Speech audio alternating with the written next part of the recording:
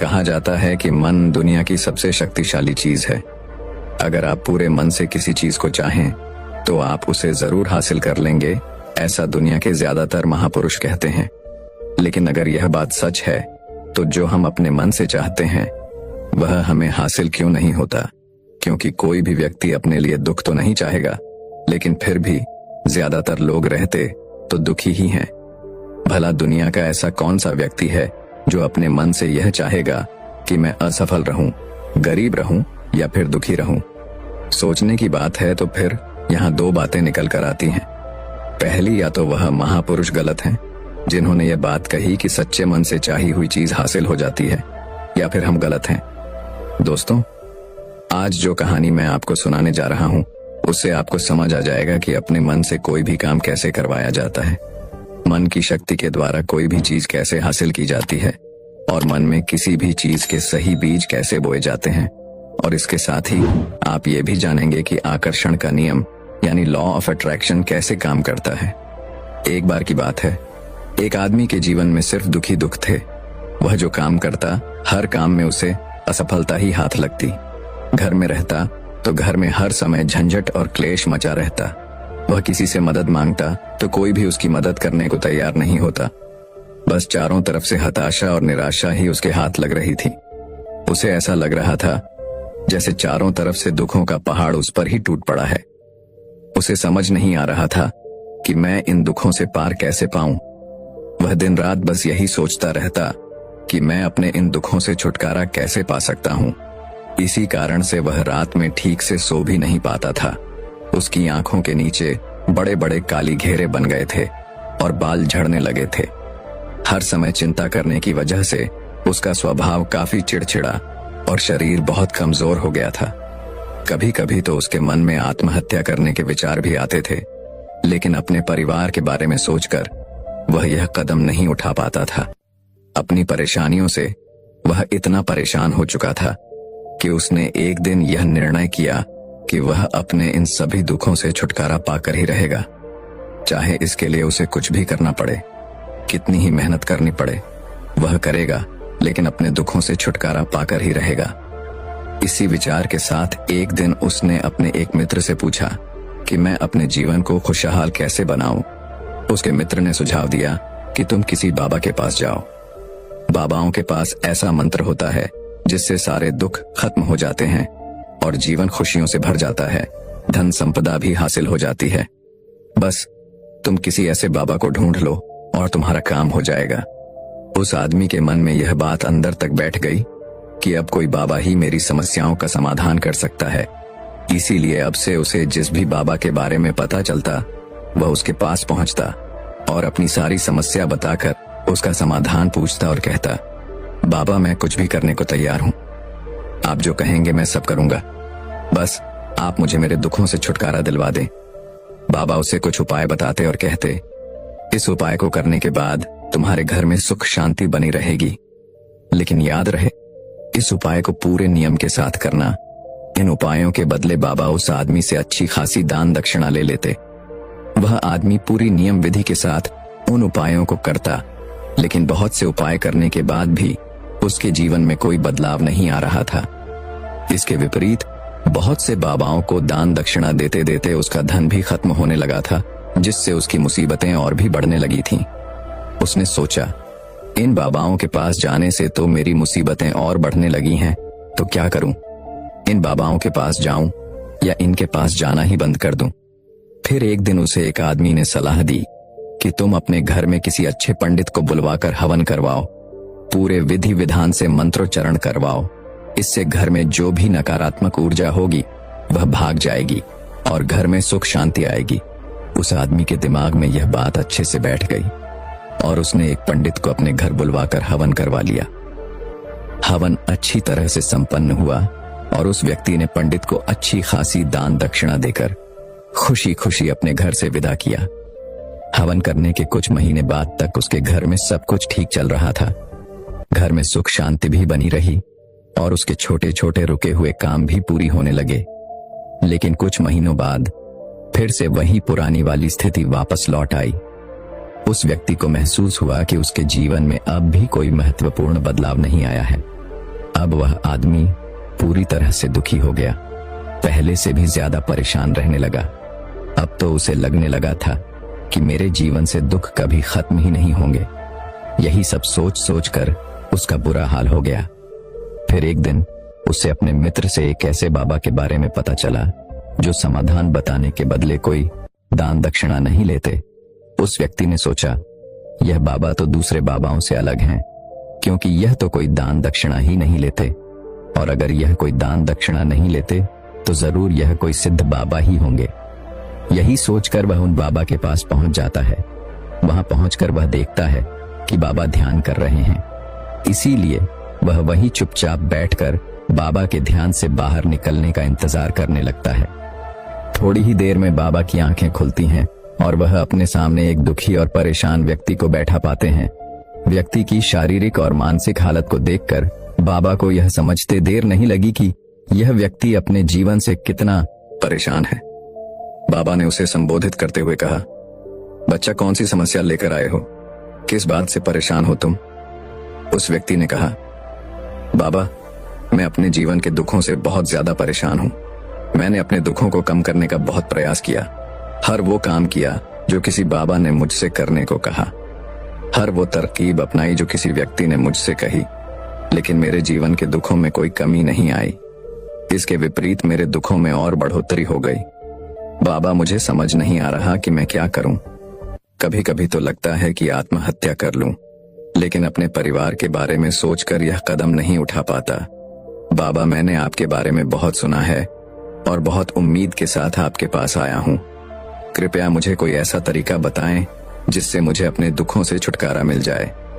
मैं अपने दुखों से छुटकारा पाने के लिए कुछ भी करने को तैयार हूं। आप मुझे कोई भी रास्ता बताएं, चाहे वह रास्ता कितना भी कठिन क्यों ना हो, मैं उसे पार करके रहूंगा। बाबा ने महसूस किया कि यह आदमी तो सच में बहुत परेशान है। बाबा ने उसकी बात सुनकर कहा कि बच्चा, दुखों को दूर करने के लिए मंत्र ऐसे ही नहीं मिल जाते, उन्हें पाने के लिए कुछ करना पड़ता है। क्या तुम कुछ कर सकते हो? बाबा के मुंह से ऐसी बात सुनकर पहले तो उस व्यक्ति को लगा कि यह बाबा भी अब मुझसे दान दक्षिणा ही मांगेंगे, लेकिन उसके पास और कोई रास्ता नहीं था। इसीलिए उसने कहा, बाबा, आपको जितनी भी दान दक्षिणा चाहिए मैं देने के लिए तैयार हूं, लेकिन आपका मंत्र सच्चा होना चाहिए, सफल होना चाहिए और मुझे उसका फल भी मिलना चाहिए। उसके बाद आप जितनी भी दान दक्षिणा मांगेंगे मैं सब दे दूंगा। बाबा ने मुस्कुराते हुए कहा, दान दक्षिणा तो बहुत छोटी सी चीज है, मैं तुमसे इतनी छोटी चीज नहीं मांगूंगा। इस पर वह आदमी थोड़ा सोच विचार करके बोला, बाबा, अंगारों पर भी चलने को तैयार हूं, बस आप मुझे आज्ञा दीजिए बाबा। फिर मुस्कुराइए और बोले, अंगारों पर चले जैसे छोटे और तुच्छ काम भी मैं तुमसे नहीं करवाने वाला। मैं जो तुमसे करवाने वाला हूं वह एक बहुत कठिन मंत्र है। क्या तुम उसे पूरा कर पाओगे? उस आदमी ने कहा, बाबा, आप मुझे बताइए तो सही कि करना क्या है, मैं कुछ भी करने को तैयार हूं। तब बाबा ने कहा, जब तुम यहां से अपने घर वापस जाओ तो रास्ते भर अपने मन में यह दोहराते हुए जाना कि मैं सुखी हूं, मैं सुखी हूं, मैं सुखी हूं। बार बार अपने मन में इसी मंत्र को दोहराना, लेकिन याद रहे यह मंत्र जुबान में नहीं आना चाहिए, सिर्फ मन में ही इसे दोहराना है। ये सुबह व्यक्ति बोला, बाबा, बस इतनी सी बात, यह काम तो मैं चुटकी बजाते कर लूंगा, लेकिन इन शब्दों को दोहराने से होगा क्या? बाबा ने कहा, बस तुम इस मंत्र को पूरा करो। वैसे भी तुमने कई बाबाओं के मंत्र किए हैं, तो इस मंत्र को भी करके देख लो। उस आदमी ने सोचा, बाबा कोई दान दक्षिणा तो ले नहीं रहे, और वैसे भी यह कितना आसान सा मंत्र है, मैं इसे पूरा कर ही लूंगा, तो फिर एक बार करके देखने में क्या हर्ज है। उसने कहा, ठीक है बाबा, मैं इस मंत्र को जरूर पूरा करूंगा। यह कहकर वह वहां से चलने लगा, लेकिन जैसे ही वह चला, पीछे से बाबा की आवाज आई कि बच्चा, एक बात याद रखना, जब तुम यह मंत्र अपने मन में दोहराव तो तुम्हारे मन में बंदर का विचार नहीं आना चाहिए, बंदर का ख्याल भी नहीं आना चाहिए, तभी यह मंत्र सिद्ध होगा। वह आदमी बोला, मुझे तो आज तक बंदर का विचार नहीं आया, तो फिर आज क्यों आएगा? आप चिंता मत कीजिए बाबा, मैं अपने मन में सिर्फ यही दोहराऊंगा कि मैं सुखी हूं, मैं सुखी हूं, इसके अलावा बंदर का कोई भी विचार मेरे मन में नहीं आएगा। इतना कहकर वह आदमी वहां से चल देता है। अपने मन में मैं सुखी हूं, मैं सुखी हूं, यह दोहराता हुआ कुछ दूर चला था कि उसके मन में अचानक ही बंदर का विचार आ गया। बंदर का विचार आया और चला भी गया। वह आदमी सोचने लगा कि आज तक तो मेरे मन में बंदर का कोई विचार नहीं आया, फिर आज ही क्यों बंदर का विचार आया। ऐसे सोचते हुए उसने उस बंदर के विचार को ही पकड़ लिया। वह बंदर के बारे में ही सोचने लगा। वह भूल गया कि वह तो मंत्र दोहरा रहा था। जब थोड़ी देर बाद उसे याद आया तो वह फिर वही मंत्र दोहराने लगा जो बाबा ने उसे बताया था कि मैं सुखी हूं, मैं सुखी हूं। लेकिन कुछ ही दूर चलने के बाद उसे रास्ते में अचानक एक बंदर दिखाई पड़ा और उसके मन में फिर से बंदर का विचार आ गया। वह इस बंदर के विचार को अपने मन से बाहर निकालने का प्रयास करने लगा कि उसके मन में बंदर का कोई भी विचार ना आए। वह अपने विचारों से ही लड़ने लगा और इसी उधेड़बुन के साथ वह घर पहुंचा। घर पहुंचने के बाद उसने अपनी पत्नी से कहा, ये बंदरियां मुझे खाने में बंदर परोस दो। और जब उसे एहसास हुआ कि उसने क्या बोल दिया है तो वह अपने बाल नोचने लगा। दीवार पर सर पटकने लगा कि आज तक मुझे बंदर का कोई विचार नहीं आया, लेकिन आज मुझे यह क्या हो गया है। हर जगह बंदर ही बंदर क्यों दिखाई पड़ रहे हैं, ये कैसी माया है। यही सब सोच सोच कर वह आदमी रात भर सो नहीं पाया। पूरी रात करवटें बदलता रहा और जैसे ही सुबह हुई वह सीधे उन बाबा के पास पहुंच गया और उनके चरणों में गिरकर बोला, बाबा, पता नहीं क्या चमत्कार हो रहा है। आज तक मुझे बंदर का कोई विचार नहीं आया, लेकिन कल से जब से आपने यह कहा कि मन में बंदर का विचार नहीं आना चाहिए, तब से मुझे हर जगह बंदर ही बंदर दिखाई दे रहे हैं। आदमी ने कहा, बाबा, मुझे तो आपके पीछे भी एक बंदर पेड़ पर बैठकर केले खाता हुआ दिखाई दे रहा है। बाबा, मेरे साथ यह हो क्या रहा है। उस आदमी की यह बात सुन बाबा हंसने लगे और बोले, बच्चा, मन का जाल एक ऐसा जाल है जिसे समझ पाना इतना आसान नहीं है।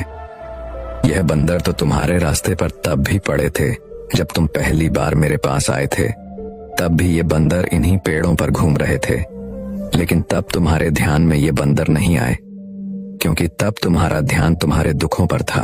बाबा ने उस आदमी को समझाते हुए कहा, बच्चा, हम जिस भी चीज से दूर भागना चाहते हैं वही चीज हमारे मन में बहुत गहराई से बैठ जाती है।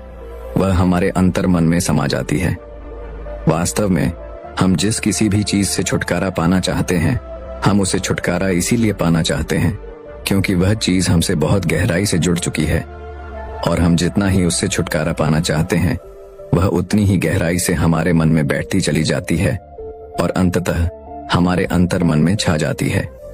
ऊपर से तो हम सभी चाहते हैं सुखी होना, और हमारे होंठ भी यही बोलते हैं कि मैं सुखी हूं, मैं सुखी हूं, लेकिन हमारे अंतर मन में दुख होते हैं। हमारे विचारों में, हमारे मन में हमें दुखी दिखाई देते हैं। हम अंदर से दुख के विचार पैदा कर रहे होते हैं। इसीलिए सिर्फ मुंह से यह बोलने से कि मैं सुखी हूं, मैं सुखी हूं, हम सुखी नहीं होने वाले जब तक इस मंत्र का हमारे अंतर मन में प्रवेश नहीं होता और हम अंदर से सुख के विचार पैदा नहीं करते। यह सुन आदमी ने पूछा, लेकिन बाबा, इस मंत्र का हमारे मन में प्रवेश कैसे होगा, यह कैसे हमारी अंतरांखों में बैठेगा। बाबा ने कहा, बच्चा, अपने दुखों से लड़ना बंद कर दो। जब तक तुम अपने दुखों को दूर करने के बारे में सोचते रहोगे तब तक वह दुख तुमसे चिपके रहेंगे, तब तक वह दुख तुम्हारे अंतर मन में अपना राज्य जमाए बैठे रहेंगे। और जिस दिन से तुम उन दुखों के बारे में सोचना बंद कर दोगे, उसी दिन से ही वह दुख तुम्हारी जिंदगी से गायब हो जाएंगे। क्योंकि किसी भी चीज से छुटकारा पाने के लिए हमें उस चीज के बारे में सोचना पड़ता है, और हम जितना ही उस चीज के बारे में सोचते हैं वह उतनी ही गहराई से हमारे मन में बैठती चली जाती है। हम ज्यादातर समय अपने दुखों के बारे में ही सोचते रहते हैं। हम यही मानते रहते हैं कि हमारे जीवन में दुख है और हमें इनसे छुटकारा पाना है। इसी तरह बार बार सोचते रहने की वजह से वह दुख हमारे अंतर मन में घर कर जाते हैं और हमें इसका पता भी नहीं चलता। इसीलिए अगर तुम अपने दुखों से छुटकारा पाना चाहते हो तो दुखों से छुटकारा पाने के बारे में सोचना छोड़ दो और तुम्हें तुम्हारे दुखों से छुटकारा मिल जाएगा। दोस्तों, आपने देखा होगा अक्सर लोग धूम्रपान छोड़ना चाहते हैं, शराब छोड़ना चाहते हैं या फिर किसी गंदी लत को छोड़ना चाहते हैं। वह सुबह अपने आप से वादा करते हैं कि आज मैं कोई गलत काम नहीं करूंगा, लेकिन शाम को जब वह इंसान लौटता है तो नशे में चूर होकर लौटता है। आखिर ऐसा क्यों होता है कि जो हम सोचते हैं उसे पूरा नहीं कर पाते? असल में हम उस समस्या को बहुत ज्यादा महत्व दे रहे हैं। जब भी हम उस चीज को छोड़ने के बारे में बहुत ज्यादा सोचते हैं तो अपने मन में उस चीज की इम्पोर्टेंस, उसकी अहमियत बढ़ा देते हैं। और हम जितना उस चीज के बारे में सोचते हैं, हमारा मन उतना ही उस चीज की ओर भागता है। हमें उस चीज से लड़ना नहीं है, बल्कि बिना सोचे गुजर जाना है। और अगर इस चीज को हम अच्छे से समझ जाते हैं, फिर हम अपने जीवन में जो भी पाना चाहते हैं उसे अपने अंतर्मन में डाल सकते हैं। और अगर एक बार वह लक्ष्य हमारे अंतर्मन में बैठ जाता है तो फिर सफलता पाने में कोई समस्या नहीं आएगी, कोई परेशानी नहीं आएगी। तो दर्शकों, चलिए अब इसी विषय पर अगली रोचक कहानी की शुरुआत करते हैं। दोस्तों, किसी ने ठीक ही कहा है कि उनके साथ जरूर रहो जिनका वक्त खराब है, और उनका साथ छोड़ दो जिनकी नीयत खराब है। आज की कहानी एक लड़के की है। एक 24 साल का लड़का जो कि एक जमींदार के यहाँ नौकरी करता था। उसके माँ बाप इस दुनिया में नहीं थे। जिंदगी बड़ी कठिनाइयों में बीत रही थी। वह जाता था, रोज पैसे कमा कर घर आता था, खाना बनाता था, खाता था और सो जाता था। यही उसकी दिनचर्या थी। एक शाम जब वह अपने काम से घर वापस लौट रहा था तो उसने देखा कि एक बूढ़े फकीर अपनी पीठ पर 3 बड़ी पोटली रखकर एक नगर से दूसरे नगर की तरफ जा रहे थे। वह देखने में काफी बूढ़े लग रहे थे और वो काफी देर से ऐसे ही सफर कर रहे थे। और आखिरकार कुछ दूर और चलने के बाद वे चलते चलते थक कर एक पेड़ के नीचे आकर बैठ गए। तभी उनकी नजर इस नौजवान युवक पर पड़ी जो कि उसी रास्ते पर जा रहा था और उसी दिशा में जा रहा था जिस दिशा में उन बूढ़े फकीर को जाना था। तभी वह लड़का उन बूढ़े फकीर के पास से होकर गुजरा। जैसे ही वह उनके पास से गुजरा, तभी उन बूढ़े फकीर ने पीछे से आग्रह भरी आवाज में कहा, सुनो बेटा, क्या तुम मेरी थोड़ी सी मदद कर सकते हो? ये पोटलियां बड़ी भारी है और मैं बूढ़ा हो चुका हूं। मैं ज्यादा देर तक इनका बोझ नहीं उठा सकता और मैं बहुत थक भी चुका हूं। तो क्यों ना तुम मेरी एक पोटली को उठा लो और इसे उस दूसरे गांव तक पहुंचा दो। इसके बदले में मैं तुम्हें 2 सोने के सिक्के दूंगा। वह लड़का उन फकीर की सारी बातें सुनता है, फिर उनसे कहता है, कोई बात नहीं बाबा, मैं आपकी मदद करने के लिए तैयार हूं। बताइए आपको कहां जाना है? ऐसा कहते हुए उस लड़के ने उन फकीर की एक पोटली उठा ली और उसे अपने कंधे पर रख लिया। जैसे ही उसने पोटली को कंधे पर रखा, उसे आभास हुआ कि यह पोटली तो सच में बहुत भारी है। फिर वह लड़का और वह फकीर रास्ते में आगे की ओर बढ़ चले गए। कुछ देर तक चलने के बाद देखते ही वह गांव खत्म होने लगा और अब एक सुनसान रास्ता आगे की ओर जा रहा था। वे दोनों अपने रास्ते पर मस्त होकर आगे की ओर बढ़ रहे थे।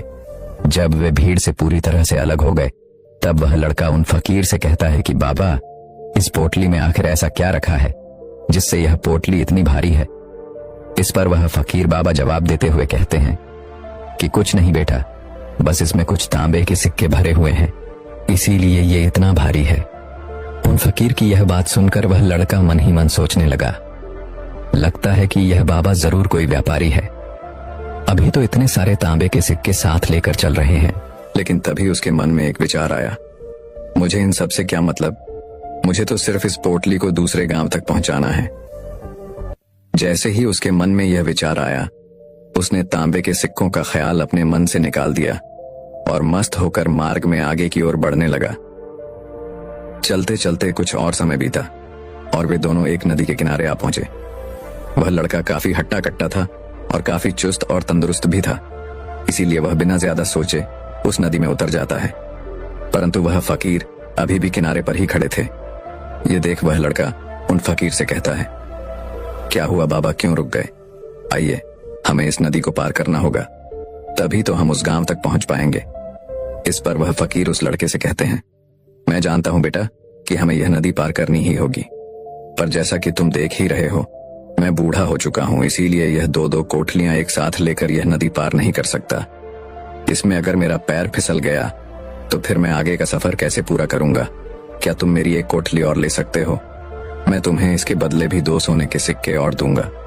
इस पर वह लड़का मुस्कुराते हुए उन फकीर से कहता है, बाबा, आप मुझे शर्मिंदा कर रहे हैं। अगर आप मुझे सोने के सिक्के ना भी दें तब भी मैं आपका कार्य अवश्य करूंगा। मैं आपको उस दूसरे गांव तक अवश्य पहुंचाऊंगा। इस पर वह फकीर मुस्कुराते हुए कहते हैं, बेटा तुम तो बड़े ही भले आदमी मालूम पड़ते हो। इतना कहकर उन्होंने वह दूसरी गठरी भी उस लड़के को थमा दी। जब उस लड़के ने वह दूसरी गठरी अपने कंधे पर रखी, अब उसे यह गठरी भी बहुत ज्यादा भारी लगी, किंतु उसने वहां पर कुछ नहीं कहा। जैसे तैसे उन दोनों ने वह नदी पार की। नदी पार करने के बाद बातों ही बातों में उस लड़के ने उन फकीर से कहा, बाबा आखिर इस दूसरी गठरी में क्या है, क्योंकि यह भी बहुत भारी है। इसका उत्तर देते हुए बाबा कहते हैं, बेटा इस गठरी में चांदी के सिक्के हैं, इसलिए इस गठरी में भी काफी वजन है। उन फकीर की ये सारी बातें सुनकर अब उस लड़के का दिमाग तेजी से काम करने लगा था। वह सोचने लगा, एक गठरी में तांबे के सिक्के हैं और दूसरी में चांदी के। ऐसा लग रहा है जैसे यह फकीर बाबा बड़ी दूर से आ रहे हैं और इन्होंने अपनी सारी जमीन जायदाद बेचकर यह सिक्के इकट्ठा किए हैं, इसीलिए तो यह इतना धन साथ लेकर चल रहे हैं। लेकिन वह लड़का उन फकीर बाबा से कुछ भी नहीं कहता और वे दोनों चुपचाप मार्ग में आगे की ओर बढ़ते चले जाते हैं। कुछ देर चलने के बाद आगे फिर एक सुनसान रास्ता आता है। उस सुनसान रास्ते पर आते ही उस नौजवान लड़के के मन में तरह तरह के विचार उठने लगे। वह सोचने लगा, अरे यह तो सुनसान रास्ता है, अगर मैं यह सिक्के लेकर यहां से भाग जाऊं तो ये फकीर भला कब तक मेरे पीछे भागेंगे। मुझे नहीं लगता कि यह मुझे कैसे भी पकड़ पाएंगे और यहाँ कोई है भी नहीं जो इनकी मदद कर पाए। और वैसे भी ये बहुत सारे सिक्के हैं, मैं इनसे एक अच्छी दुकान खरीद सकता हूँ और खुद का व्यापार भी शुरू कर सकता हूँ। और वैसे भी यह बूढ़ा फकीर अब इस धन का क्या करेगा, इससे अच्छा तो मैं ही इसे ले लेता हूँ। वह लड़का यह सब सोच ही रहा था कि तभी उसे खुद पर आश्चर्य हुआ, अरे मैं यह सब क्या सोच रहा हूँ।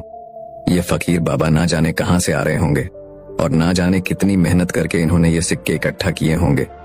मुझे इनका फायदा नहीं उठाना चाहिए। नहीं, मुझे ऐसा नहीं करना चाहिए।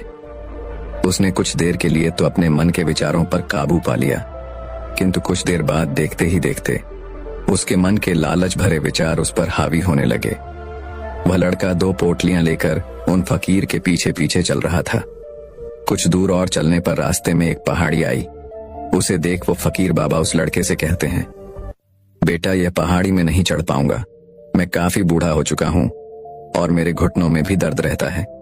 यदि तुम मेरी यह तीसरी गठरी भी ले लो तो मैं तुम्हें 2 सोने के सिक्के और दूंगा, लेकिन याद रहे इसे कहीं गिराना मत या कहीं खुल ना जाए। यह बात सुन वह लड़का उन फकीर से कहता है, क्यों बाबा, आखिर इस गठरी में ऐसा क्या है। इस पर वह फकीर उस लड़के से कहते हैं, बेटा इसमें सोने के सिक्के हैं। यह सुन वह लड़का मन ही मन बहुत प्रसन्न हुआ। उसने चुपचाप वह तीसरी गठरी भी उन फकीर से ले ली और दोनों बिना कुछ बोले आगे की ओर बढ़ चले। अब वह फकीर बिना कोई वजह लिए आराम से पहाड़ी की चढ़ाई चढ़ रहा था, लेकिन वह नौजवान लड़का जो कि पीछे था वजन के कारण बहुत धीरे धीरे चल पा रहा था। लेकिन जब से उसने सोने के सिक्कों का नाम सुना था उसका मन तो छलांगे मार रहा था। वह मन ही मन सोच रहा था कि अगर ये सारे सिक्के मुझे मिल जाएं तो मेरा जीवन तो बड़ी आसानी से कट जाएगा। वैसे भी ये फकीर तो बूढ़े हो चुके हैं, भला इन्हें इतने धन की आवश्यकता नहीं है, इनका जीवन तो वैसे भी कट ही चुका है। मैं एक काम करता हूँ, यह सारा धन लेकर यहाँ से भाग जाता हूँ। लड़के के मन में अनगिनत विचार चल रहे थे। लड़के का मन अब उसकी बुद्धि पर पूरी तरह से हावी हो चुका था। उस लड़के का मन अपनी बात को सही साबित करने के लिए उसे कोई भी तर्क दे रहा था। और तभी उसके मन में एक और विचार उठा और अब की बार वह लड़का यह सोच रहा था कि लगता है यह फकीर बाबा कोई चोर है, नहीं तो इनके पास इतने सारे सोने के सिक्के कहां से आए। अगर यह कोई व्यापारी होते तो यह इस तरीके से पैदल यात्रा तो नहीं करते, और अगर इनके पास इतना सारा धन था ये कोई ना कोई साधन भी अवश्य लेकर आते। लगता है यह कोई चोर है, और चोर कदम चोरी करने में भला कौन सी बुराई। यह सोचता हुआ वह लड़का अब काफी तेजी से ऊपर की ओर चढ़ रहा था और देखते ही देखते वह फकीर से आगे भी निकल गया। वह यह सोच रहा था कि जैसे ही इस पहाड़ी की चढ़ाई खत्म हो गई और ढलान आएगी, मैं इन तीनों पोटलियों को लेकर भाग जाऊंगा जिसके बाद यह सारा धन मेरा हो जाएगा और मेरी गरीबी भी हमेशा हमेशा के लिए खत्म हो जाएगी। मेरे पास बहुत सारा धन होगा, फिर मैं जो चाहूंगा वह कर पाऊंगा। यह सब सोच के सोचते ही वह पहाड़ी की चोटी पर पहुंच गया और अब ढलान का रास्ता शुरू होने वाला था। तभी वह लड़का उन फकीर की नजरों से बचता हुआ तीनों गठरियां लेकर तेजी से भागता हुआ आगे निकल गया। अब उसे अपना शरीर बहुत हल्का महसूस हो रहा था, जैसे कि उसे उन तीनों गठरियां का वजन तक न मालूम पड़ रहा हो। काफी देर तक दौड़ते भागते, लोगों के नजरों से बचते बचाते वह सुनसान रास्तों से होता हुआ किसी तरह अपने घर पहुंचा। उसकी खुशी का कोई ठिकाना नहीं था। उसने सोचा, क्यों ना मैं जल्दी जल्दी इन सभी पोटलियों से सारे सिक्के निकाल कर उन्हें कहीं छुपा दूं। यह सोचकर जब उसने गठरी खोली तो पहली गठरी में उसे जंग लगे हुए लोहे के सिक्के मिले। यह देखकर उसे अपनी आंखों पर विश्वास नहीं हुआ। इस पर उसने तुरंत ही दूसरी गठरी भी खोल डाली। इस पर भी उसे जंग लगे हुए लोहे के सिक्के ही मिली। ये सब देखकर वह लड़का बड़ा हैरान हुआ। उसने मन ही मन कहा, आखिर यह सब क्या हो रहा है? उन फकीर ने तो मुझसे कुछ और ही कहा था। अब उसने वह तीसरी सोने वाली गठरी खोली, उसमें भी लोहे के जंग लगे सिक्के ही निकले। यह देखकर वह लड़का बड़ा क्रोधित हुआ। आखिर उन फकीर ने मुझसे झूठ क्यों कहा? उन्होंने ऐसा क्यों कहा कि यह गठरी में तांबे के सिक्के हैं, दूसरी में चांदी की और तीसरी में सोने की? वह यह सब सोच ही रहा था कि तभी उसकी नजर उस गठरी के अंदर पड़े एक पत्र पर पड़ी। उसने तुरंत वह पत्र उठाया और पढ़ने लगा। उस पत्र में लिखा था, यह पूरा नाटक एक ईमानदार व्यक्ति की खोज करने के लिए रचा गया है। मैं इस राज्य का राजा हूं, मेरी कोई संतान नहीं है, इसलिए मैंने यह षड्यंत्र रचा है ताकि मैं अपने राज्य से किसी एक ऐसे ईमानदार व्यक्ति की खोज कर सकूं जो मेरे बाद इस राज्य का राजा बन सके और राज्यभार को संभाल सके। और इस राज्यभार को वही संभाल सकता है जो पूरी तरह से ईमानदार हो, जिसके मन में किसी प्रकार का कोई लालच ना हो। पत्र पढ़ते ही वह लड़का जोर जोर से चिल्लाने लगा और अपना सिर पकड़कर बैठ गया। वह यह जानता था कि अगर वह अपने मन के विचारों पर नियंत्रण कर लेता तो उसका जीवन बदल सकता था, लेकिन अफसोस कि वह अपने मन के विचारों पर नियंत्रण नहीं कर पाया। दोस्तों, महात्मा बुद्ध कहते हैं कि विचार ही सब कुछ है। जैसा हम सोचते हैं वैसे ही बन जाते हैं। इसीलिए हमारा सबसे बड़ा दुश्मन भी हमें उतना नुकसान नहीं पहुंचा सकता जितना कि हमारे मन के यह अनियंत्रित विचार पहुंचा सकते हैं। महात्मा बुद्ध कहते हैं कि अपने मन को ध्यान से देखो। हमारे मन में जो विचार चलते हैं वही विचार शब्द बनते हैं और विचार ही कर्म के रूप में प्रकट होते हैं। बार बार दोहराने पर कर्म आदतें बदलता है और समय के साथ धीरे धीरे यह आदतें हमारे चरित्र का गठन करती हैं और आगे चलकर यही चरित्र हमारे भाग्य का निर्माण भी करता है। इसीलिए हमारा अपने विचारों के प्रति सजग रहना बहुत आवश्यक है। हमारा जागरूक रहना बहुत आवश्यक है। हमारा इस पर ध्यान देना जरूरी है कि हमारे मन में किस तरह के विचार उठ रहे हैं। आगे महात्मा बुद्ध कहते हैं कि कमजोरी हमेशा छोटे विचार से शुरू होती है। छोटा विचार एक बीज की तरह होता है और अगर समय रहते इस विचार रूपी बीज को नष्ट ना किया जाए तो यह छोटा सा विचार बहुत ही जल्द एक विशाल वृक्ष का रूप ले लेता है और हमारी बुद्धि की सोचने और समझने की क्षमता को पूरी तरह से नष्ट कर देता है। इसीलिए जब हमारे मन में पहली बार कोई गलत विचार जन्म ले तभी उसे जड़ से उखाड़ देना चाहिए, अन्यथा वह बहुत ही जल्द एक विशाल वृक्ष का रूप ले लेगा और हमें किसी न किसी गलत राह पर धकेल ही देगा। फिर हम चाहकर भी उसे रोक नहीं पाएंगे। लेकिन अब प्रश्न यह उठता है कि हम अपने मन के विचारों को कैसे नियंत्रित करें। हमारा मन तो इतना शक्तिशाली है, इतना चंचल है कि वह किसी न किसी तरीके से हम पर हावी हो ही जाता है। हम चाहकर भी उस पर नियंत्रण नहीं रख पाते। इस प्रश्न के उत्तर में महात्मा बुद्ध हमें दो बातें बताते हैं। पहली बात, सही इरादा विकसित करो। कई बार आपने देखा होगा कि आप बोलना कुछ और चाहते हैं लेकिन बोल कुछ और देते हैं, क्योंकि आपके मन के भीतर जो कुछ बसा हुआ है वही आपके मुख से बाहर भी निकल रहा है। लेकिन जब हमसे वह गलती हो जाती है तो उसके बाद हमारा मस्तिष्क अच्छी तरह से काम करना शुरू कर देता है। हम अपने सोचने और बोलने के प्रति सजग हो जाते हैं और इसी अवस्था में हमें एहसास होता है कि हमसे गलती हो गई है और फिर हमारा मन दुखी